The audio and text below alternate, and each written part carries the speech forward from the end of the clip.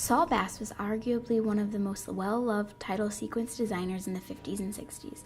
His portfolio includes titles for The Man with the Golden Arm, Around the World in 80 Days, Storm Center, Saint Joan, Cowboy, Anatomy of a Murder, Spartacus, The Facts of Life, Ocean's 11, Something Wild, Walk on the Wild Side, The Victors, Seconds, Such Good Friends, Cape Fear, The Age of Innocence, and Casino. But perhaps his most well-known sequences were designed for Alfred Hitchcock. He treated title sequences as standalone short films that reflected the feature film they were placed in front of. Today, I am going to dive into how he did that with 3 of Alfred Hitchcock's films: Vertigo, North by Northwest, and Psycho. Firstly, I will discuss the differences between the plot found in each film and the narrative structure they share. In Vertigo, the plot includes a detective agency letting go of a beloved investigator that allowed his severe phobia of heights to get in the way of saving a woman he'd been tracking, and a fellow officer.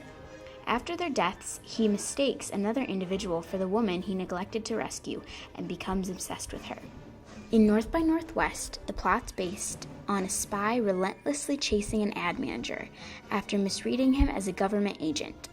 In an attempt to escape the spy, the ad manager travels all over the nation, finally finding a friend in a beautiful blonde. Lastly, in Psycho, here's the plot.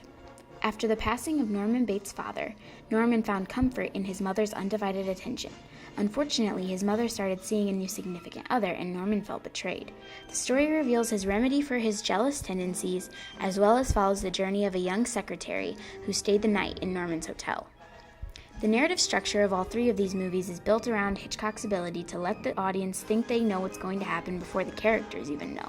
Then he can upset, obstruct, delay, interrupt, or suspend the audience's expectations until the time is right for them to discover the truth.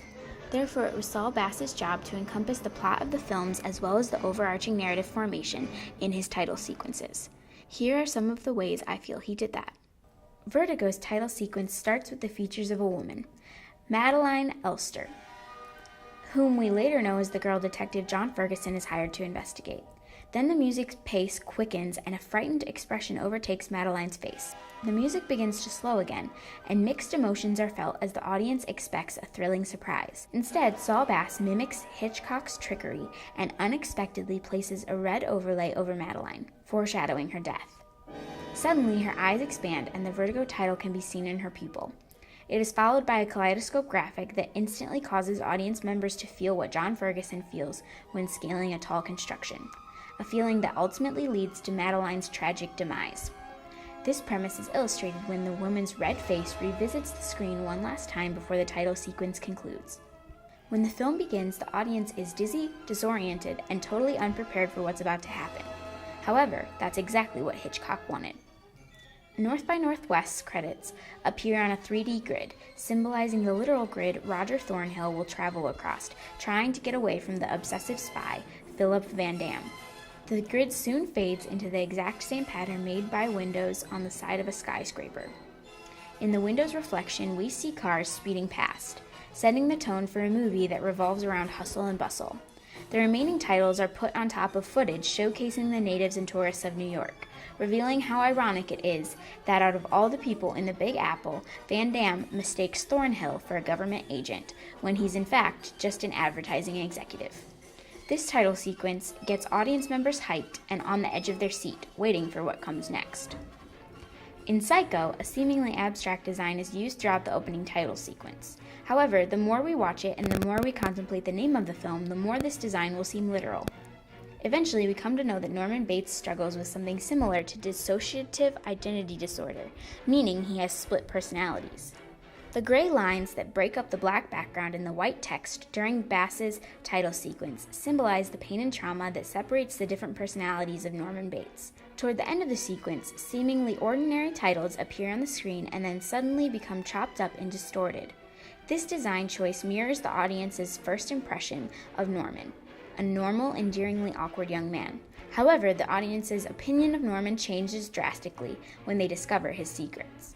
Saul Bass's work for Psycho subconsciously gives viewers insight into who Norman Bates really is before his face is even shown. Alfred Hitchcock's thrillers are unlike other films of the same genre. However, critics don't come to that conclusion after the credits have rolled. Whether they know it or not, most audience members decide if they like a film within the first 10 to 15 minutes. Therefore, the immersive feeling of Hitchcock's productions start with Saul Bass. When asked about his work in 1977, Bass said, "I have thought for some time that the audience's involvement with a film should really begin with the very first frame. My initial thoughts about what a title can do was to set mood and the prime underlying core of the film's story, to express the story in some metaphorical way. I saw the title as a way of conditioning the audience so that when the film actually began, viewers would already have an emotional resonance with it."